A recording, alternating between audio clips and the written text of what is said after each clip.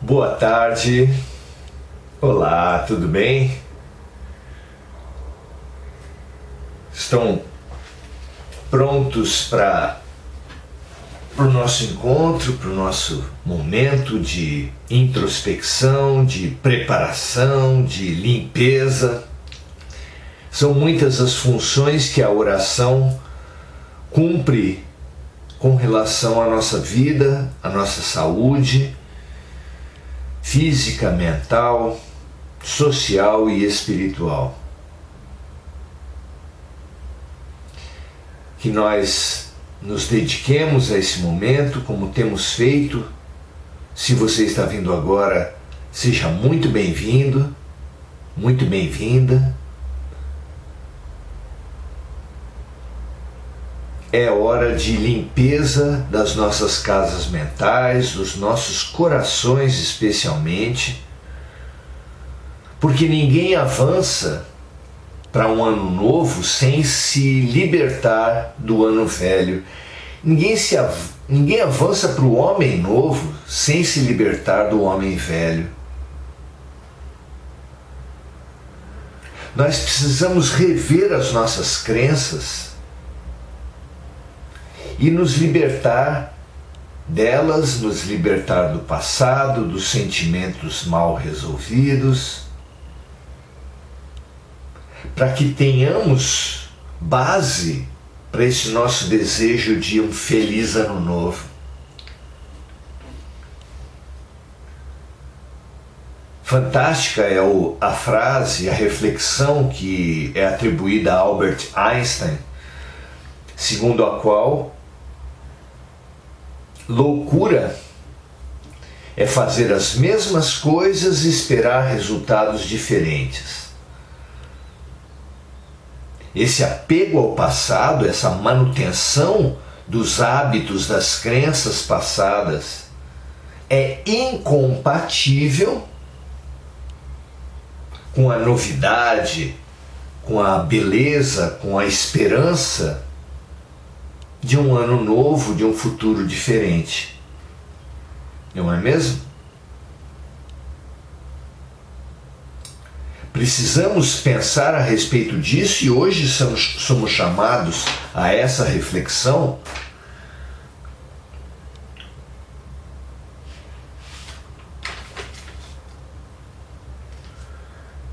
Pelo item 62 do capítulo 28 de O Evangelho segundo o Espiritismo, base das nossas reflexões, e que nós não nos cansamos de sugerir a todos vocês: deem atenção para essas preces, reflitam a partir delas, como estamos fazendo aqui, mas consolidem em sua casa, em seus estudos particulares, porque eles realmente nos propõem limpezas, sintonias, possibilidades, nos abrem para possibilidades imprescindíveis.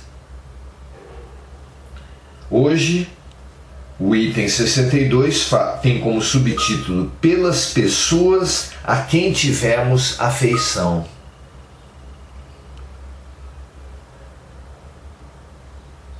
E esses sentimentos pelas pessoas a quem tivemos afeição e que fizeram a passagem e que faleceram,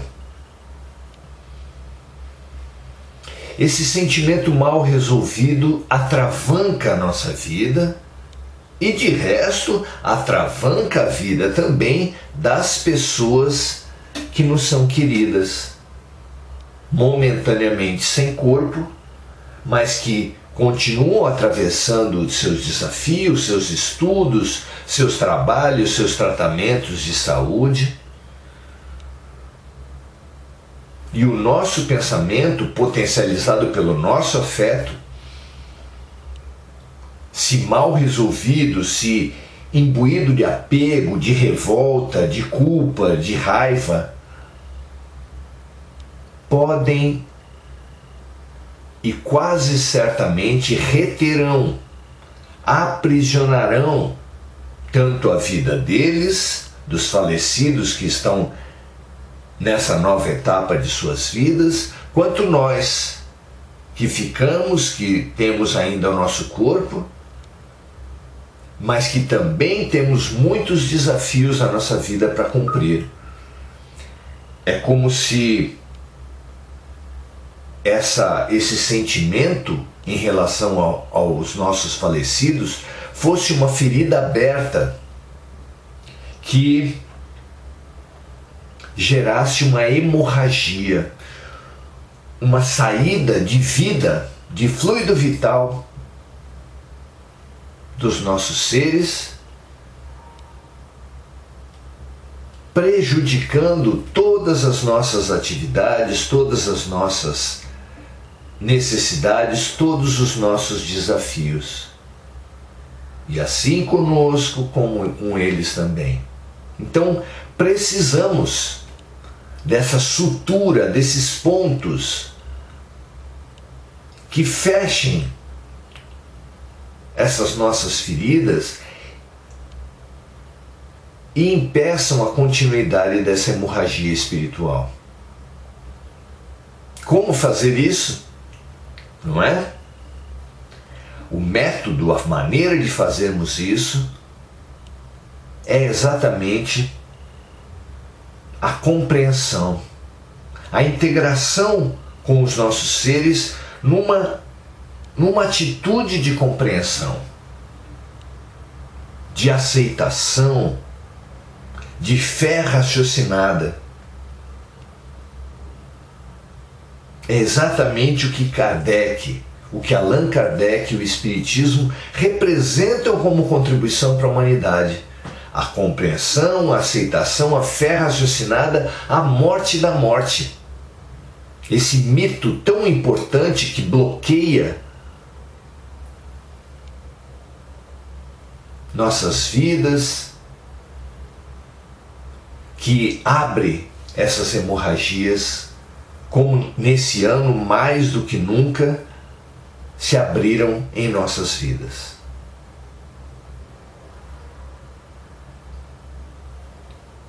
Para esse Natal, para essas festas de passagem de ano, mas principalmente para todo o ano que se inicia, nós precisamos disso. E hoje o cirurgião é Allan Kardec.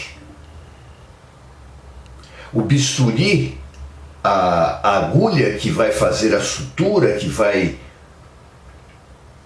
bloquear e encerrar a hemorragia, chama-se prece. E vamos nos dedicar a ela agora. Cada palavra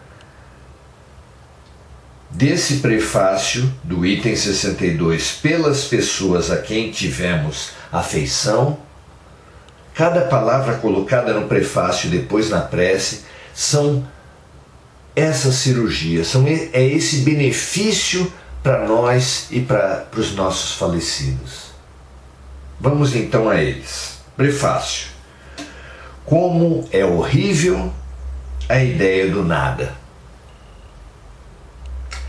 Quanto se deve lamentar aqueles que creem que a voz do amigo que chora, seu amigo, se perde no vazio e não encontra nenhum eco para lhe responder.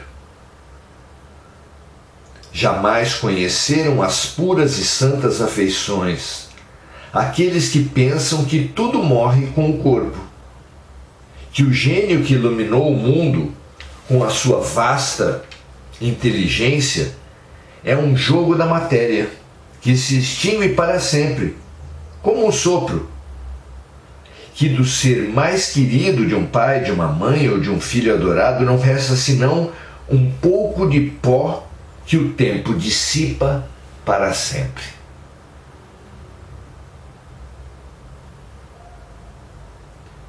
Aqui nós podemos pensar que sim, há muitos materialistas aferrados a essa crença única na matéria,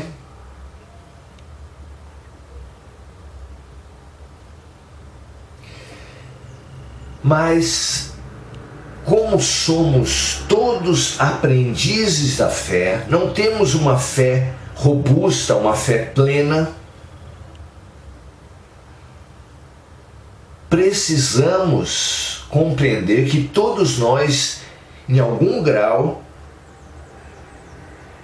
por causa das nossas dúvidas que convivem com a nossa fé, uma contradizendo a outra, uma enfraquecendo a outra, essa insuficiência da nossa fé, essa fraqueza da nossa fé, essa fragilidade da nossa postura, devido a isso, todos nós podemos nos encaixar nesse desespero perante os nossos falecidos, acreditando de alguma forma tanto que a vida continua, como o nosso coração diz, quanto que tudo acabou, que são finados, que eles acabaram simplesmente, como a nossa cultura materialista prega, chamando-os de finados, trabalhando com a ideia do fim absoluto, para uma situação que, na verdade, o nosso coração diz, as doutrinas espiritualistas, todas as religiões informam que se trata apenas do fim do corpo. Mas como os dois sentimentos, como as duas crenças habitam a nossa alma, nós ao mesmo tempo cremos e descremos. E isso é extremamente doentio, nos prejudica muito. Como um homem de coração pode permanecer frio a esse pensamento, a essa... Como podemos ainda ceder a essa ideia do nada, não é? Se até esse dia sua razão não bastou para tirar as suas dúvidas, eis que o Espiritismo vem dissipar toda a incerteza sobre o futuro pelas provas materiais que dá da sobrevivência e da existência dos seres de além-túmulo. No Brasil temos tido assistimos o trabalho imenso de Chico Xavier, com dezenas de milhares de pessoas atendidas e de comunicações trazidas do além, com detalhes que ele, Chico, não sabia, e algumas vezes com detalhes que os próprios consulentes, os próprios consultados, os próprios consolados, pai, mãe, irmãos, avós, mesmo eles não sabiam. E que vão verificar apenas depois alguns desses detalhes. Assinaturas das mensagens que são verificadas e confirmadas por técnicos legistas. As provas são robustas. Continuar não acreditando deixa de ser racional para ser uma postura fanática, a qual só podemos lamentar, é claro.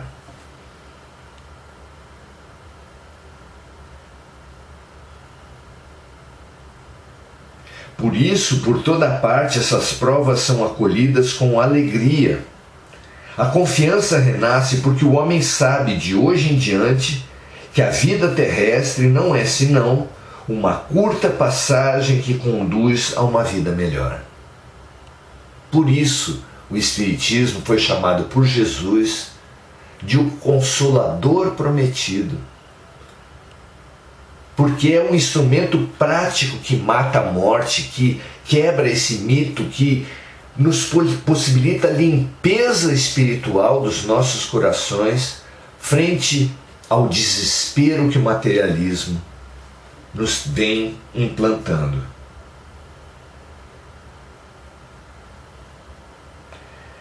Sabe a criatura humana perante as evidências, as provas, as certezas trazidas pelo Espiritismo, que seus trabalhos desse mundo não estão perdidos para ele, nem para aqueles que faleceram, nem para nós.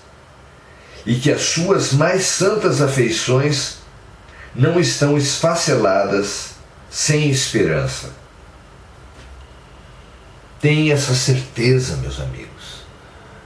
Se você ainda precisa fortalecer essa certeza, estude o Livro dos Espíritos, estude o Evangelho segundo o Espiritismo, estude a literatura de Chico Xavier, e você vai ver comprovações atrás de comprovações. Mesmo cientistas renomados de todo o planeta, notadamente dos Estados Unidos, mas também do Brasil, estudaram centenas, milhares de casos que indicam claramente a existência de vidas passadas, que a vida não começa no berço e não termina no túmulo. Já não é mais uma questão de fé, mas sim uma questão de conhecimento, de vencer a ignorância e entender os milhares de casos que apontam fatualmente, concretamente, para a óbvia, já óbvia, existência da reencarnação. Vamos então à cirurgia.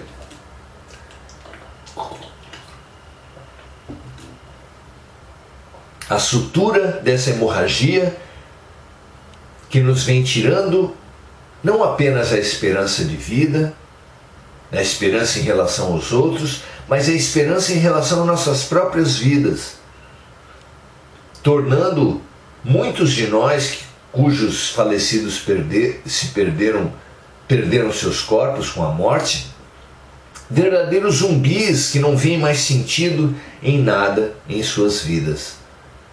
Resgatemos, ouçamos a voz que vem do coração, guardemos em nós a certeza de que a vida continua lá e que isso nos leva a que a vida continue aqui, fazendo com que nós vivamos, nos abramos, nos esperancemos para poder esperançar a eles também. Prece.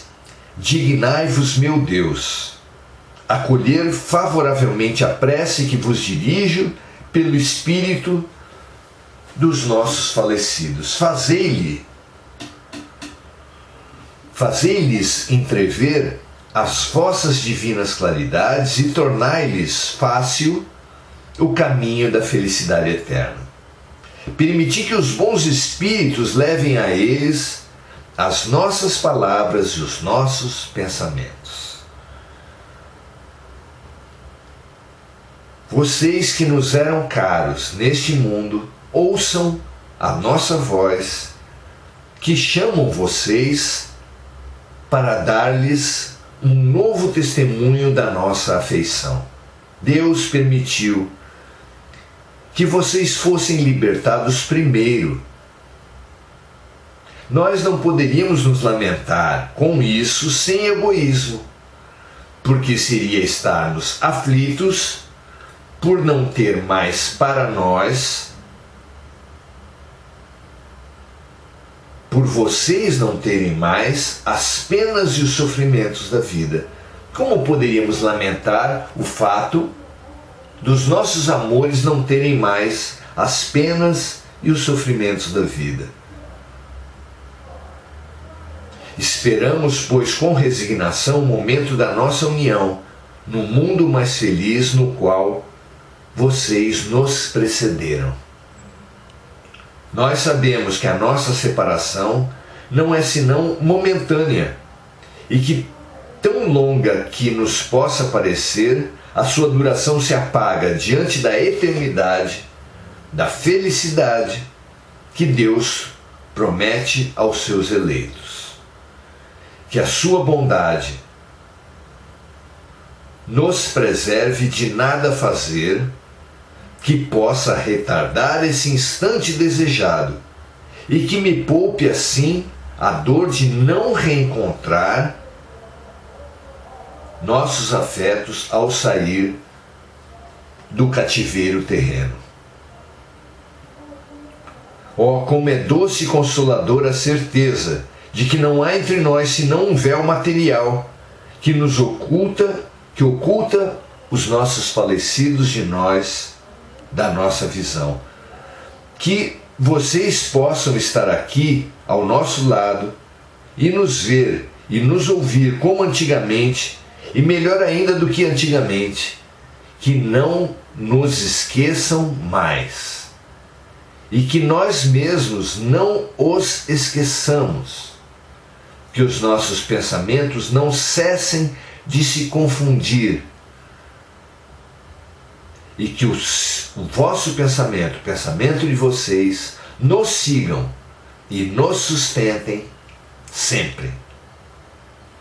Que a paz do Senhor esteja com todos nós.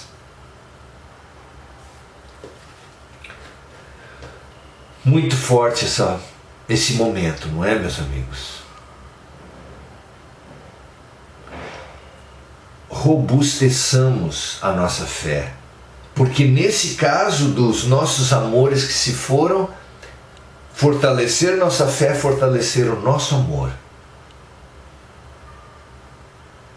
Guardemos todos a certeza da sobrevivência da alma ao fenômeno morte. Integremo-nos com os nossos amores. Jamais deixemos que essas crenças materialistas afastem a certeza do amor, a certeza dada pelo amor de que eles estão vivos, de que eles nos vêm visitar em vigília e durante o sono. E que essa certeza ilumine nossas almas, dissipe nossas amarguras, nos reúna lá onde nós nunca estivemos separados dos nossos amores, em nossos corações. Que assim seja, um grande abraço a vocês. Limpem-se, leiam de novo esse capítulo, limpem os vossos corações, reúnam-se pelo amor aos seus amores e jamais permitam que as crenças materialistas afastem a certeza dada pelo amor. Eles vivem, eles estão conosco. Nós nos faremos bem mutuamente, nós a eles e eles a nós, conforme nos aprofundemos nessa certeza sentida e vivida por praticamente toda a humanidade, de que a vida continua, o amor é inquebrável, insubstituível, invencível. Que assim seja, graças a Deus. Até a próxima, um grande abraço para vocês, muito afeto para os nossos entes queridos, que se foram e que ainda estão aqui, aguardando a nossa aceitação, para que eles também recebam plenos, puros, limpos os nossos afetos. Grande abraço, paz e bem para todos vocês.